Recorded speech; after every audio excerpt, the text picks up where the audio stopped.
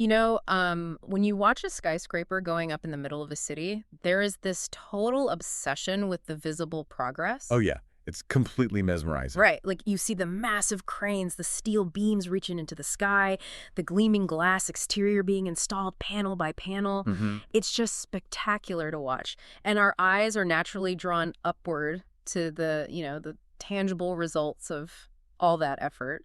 But, I mean, if you go and talk to the structural engineers, they will tell you that the most critical part of that entire multi-million-dollar building isn't the reflective glass. Right. It's not the steel in the sky. Exactly. It's the massive hidden foundation that was dug deep down into the dark bedrock. Yeah, the part literally no one sees. Right.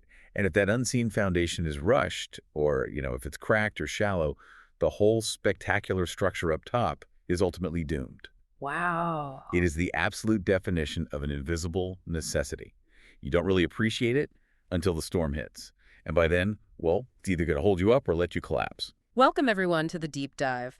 Today, we're looking at the foundational bedrock of ancient wisdom, specifically Proverbs 24. Yeah, it's a fascinating text. We really want to find out why modern ambition so often leads to collapse and how we can build something that actually lasts. That's the ultimate goal. So here is our mission for you today. We're going to embark on a rapid-fire journey, extracting the practical mechanics of this ancient survival guide for the first part of our discussion. And then we are going to explore a really profound underlying question. Right. How does all of this practical wisdom actually strengthen our trust and our daily relationship with God? I love that. So to set the stage for you, I want you to imagine you are standing in a vast ancient library. But through the windows, you're looking out at a modern, bustling cityscape. Oh, that's a great image. Yeah, because that is the intersection we are standing at today. I mean, this text isn't just about abstract philosophical musings. Right, it's not just theory. No, not at all. It is a highly practical survival guide. It's about how to function in a complex, often corrupt society without losing your integrity, or your stability for that matter. Okay, let's unpack this, because the very first threat to that stability isn't an external army or, a financial crash. No, it's much closer to home. It's an internal trap. It is the psychological pull of looking at what other people have. Envy. Exactly. The text hits this incredibly hard. It warns us not to be envious against evil men or desire to be with them. Because their, quote, candle shall be put out. Right. And the modern application of this is fascinating, mostly because human psychology hasn't changed. We're still wired the exact same way. We really are. Today, just like in the ancient world, it is overwhelmingly tempting to look around and envy those who seem to be gaining wealth or influence through, dishonest shortcuts. Oh, absolutely. I mean, we see corrupt individuals appearing powerful and prosperous all the time. Right. And the temptation to imitate them, or to compromise our own ethics just to keep up, is a very real, very heavy pressure. It really is. It's like, envy is essentially like drinking salt water when you are dying of thirst. Oh, that's a great analogy. Right. It feels like you are getting exactly what you want in the short term, but functionally, it's just accelerating your own dehydration. You're destroying your internal organs for a momentary sensation of relief. Exactly. While wisdom, on the other hand, is taking the grueling time to dig down to the bedrock to find a freshwater spring. Yes. And the text explicitly says that through wisdom a house is built, and by understanding it is established. And a house back then meant a lot more than just a roof and walls, right? Oh, absolutely. Historically, that word house meant multi-generational family stability. It was about a lasting personal legacy. So translating that to your life today, strong families, resilient careers, healthy communities, they aren't built on the shifting sands of whatever the current cultural forecut is. No, they're built through thoughtful planning, deep knowledge, and responsible decision-making. But I have to push back here. Go for it. Because in the real world, it often really looks like the bad guys are winning. It definitely does seem that way sometimes. Right. You see the people cutting corners, getting the promotions, acquiring the capital, building massive platforms. Sure. So how do we reconcile the reality of what we see right in front of us with the claim that their candle shall be put out? Well, if we connect this to the bigger picture, we have to realize that wisdom requires a much longer time horizon than envy allows. Okay. What do you mean by that? Envy is entirely focused on the immediate present. Like, what does that person have right now? Right. The immediate payoff. Exactly. Yeah. But wisdom looks at the trajectory. The text is basically outlining a law of moral physics. Moral physics. I like that. Yeah, a foundation built on corruption will eventually crack under its own weight. It's a mathematical certainty, even if the collapse doesn't happen on our preferred, immediate timeline. That makes a lot of sense. So once you have that internal foundation built, once you've stopped drinking the salt water of envy, you still have to actually go out and engage with a highly competitive world. You do. And navigating that world requires both serious brain power and serious bravery. Let's look at the brain power first. The text highlights that ancient military leaders relied heavily on strategy, noting that in multitude of counselors there is safety. Right. They understood that charging into battle with raw strength and pure adrenaline usually leads to a massacre. Yeah, strategy beats brute force every time. Exactly. And for you, making a major decision in your business, in your leadership role, or just in your personal life, it requires that same mechanism. You need research. You need a multitude of counselors. The modern epidemic is the isolated leader who thinks asking for advice is a sign of weakness. Oh, wow. Yeah, we see that everywhere. But true strength is recognizing the limits of your own perspective. Mm. It's actively sourcing the wisdom of others. Which means checking your ego at the door. You don't just put your head down and push harder, you strategize smarter. Precisely. But, brain power alone isn't going to save you. Right. Because the text seamlessly shifts from intellectual strategy to raw moral courage. It does. We are commanded to deliver those who are drawn toward death and ready to be slain. It is a direct mandate to intervene. Yeah. In ancient times, this meant protecting the vulnerable from literal physical injustice. What about today? Today, the modern equivalent is just as demanding. It means stepping into the fray when you see bullying, refusing to participate in exploitation. Calling out systemic injustice even when it costs you social capital. Exactly. It is the active disruption of harm. But turning a blind eye is exactly what our survival instinct tells us to do when things get dangerous or uncomfortable. It is so easy to just claim ignorance. The text even anticipates this exact excuse. It quotes the bystander who says, "Behold, we knew it not." Yep. The classic defense. I mean, are we really held responsible for the battles we actively choose not to fight just because we look the other way? Well, true wisdom is not just accumulating facts in your head. It is possessing the moral courage to defend what is right. So ignorance isn't a free pass. Not at all. The text strips away the psychological comfort of willful ignorance by pointing out that the one who pondereth the heart considers it. Meaning God knows the truth of our intentions. Exactly. You might be able to convince your peers or even yourself that you simply didn't know someone was being exploited. Right. But you cannot deceive the ultimate judge of human motives. We often choose not to know because knowing requires us to act. Man, here's where it gets really interesting, though. Because even if you have the best strategy, the multitude of counselors, and the courage to fight the right battles, Setbacks are still going to happen. you are going to fail. The text states that a just man falls 7 times and rises up again. I love that verse. Notice the phrasing there. It does not say if a just man falls. Right. It assumes the fall is inevitable. Exactly. Even the most wise and faithful individuals experience devastating career setbacks, personal struggles, monumental failures. And the number 7 in ancient literature often represents completeness, right? Like a continuous cycle. Yes, it implies repeated, agonizing failure. What separates the wise from the wicked isn't a perfect record. It's the mechanism of resilience. Does this mean failure is actually a required ingredient for gaining wisdom? What's fascinating here is that perseverance is the crucible where wisdom is actually forged. Wow. I mean, you cannot learn the mechanics of rising if you never experience the gravity of falling. That is so true. The just man learns from the impact, adjusts the strategy, and stands back up. But there is a secondary, much more insidious trap regarding failure. Okay, what is it? It involves how we view other people's failures. The text strictly warns us not to rejoice when an enemy falls, lest the Lord see it and be displeased. Oh, that goes against every natural instinct we have, especially in our current cultural climate. Oh, absolutely. Look at the mechanics of online culture. Right. Entire algorithms and platforms are optimized for schadenfreude. Yep. The pleasure derived from someone else's misfortune. We have this whole cancel culture mentality where the ultimate dopamine hit is watching an opponent make a public mistake and rejoicing at their downfall. It is internally toxic, and ancient wisdom recognized it as spiritually corrosive. So celebrating someone else's suffering rots your own foundation. Exactly.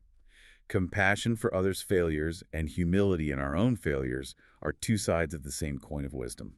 That's a powerful way to look at it. If you truly understand the agonizing difficulty of rising after you fall, you won't throw a parade when someone else hits the ground. Yeah, you just wouldn't. But, it's one thing to fail because you tried, fought the battle, and were knocked down. Right. Active failure.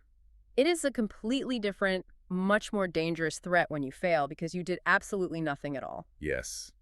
The text pivots to the chilling reality of passive failure, the slow creep of neglect. It gives us this vivid, haunting image of an observer walking by the field of a lazy person. Right. The stone wall is broken down, the field is overgrown with thorns, and nettles have covered the face of it.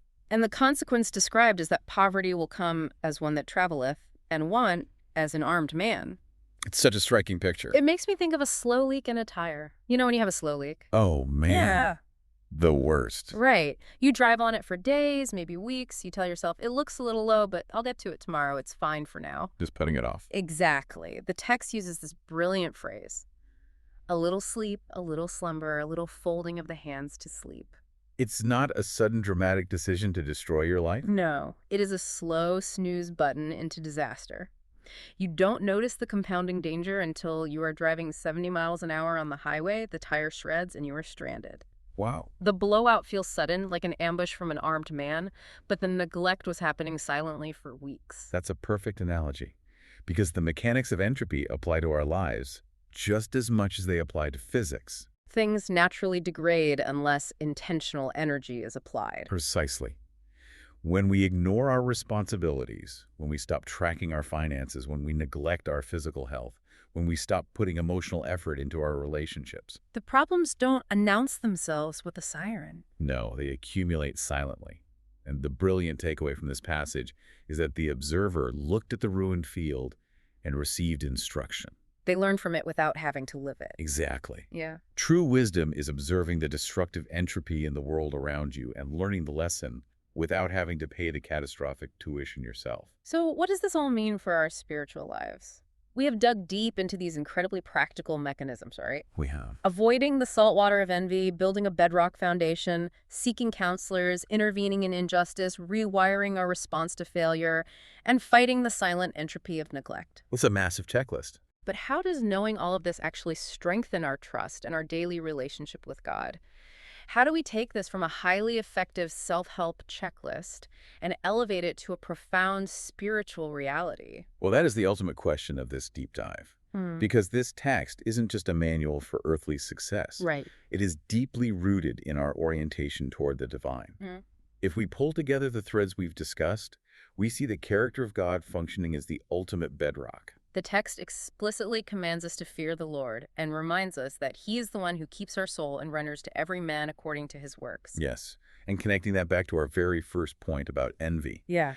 Trusting in God's ultimate justice is the actual mechanism that frees us from the exhausting trap of envying the corrupt.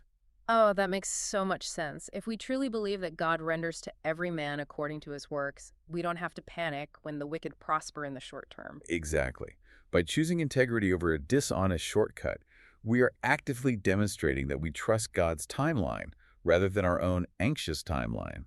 Every single time you choose not to cut a corner, you are moving faith from an abstract feeling into a concrete action. You are living out your trust in God. You are declaring through your actions that the foundation matters more than the facade. Beautifully said. And the text makes a point to emphasize that this obedience isn't supposed to be this miserable, gritting your teeth kind of chore. No, it uses the sensory imagery of eating honey and the honeycomb, saying that the knowledge of wisdom will be sweet to your soul and your expectation will not be cut off. Seeking God's wisdom is meant to deeply nourish us. It is the fresh water that cures the dehydration of the modern world. This raises an important question, though, about the underlying nature of surrender. How so? Well, building a life on God's wisdom and actually tasting that sweetness requires us to completely relinquish our own pride. It really does. The practical steps we've outlined are actually just physical manifestations of a spiritual surrender. Can you break that down a bit more? Sure. I mean, to seek a multitude of counselors, you have to surrender your intellectual pride and admit you are not omniscient. Right. You have to admit you don't know everything. To show grace and compassion when your enemy falls. Instead of rejoicing, you have to surrender your primal desire for vengeance and vindication.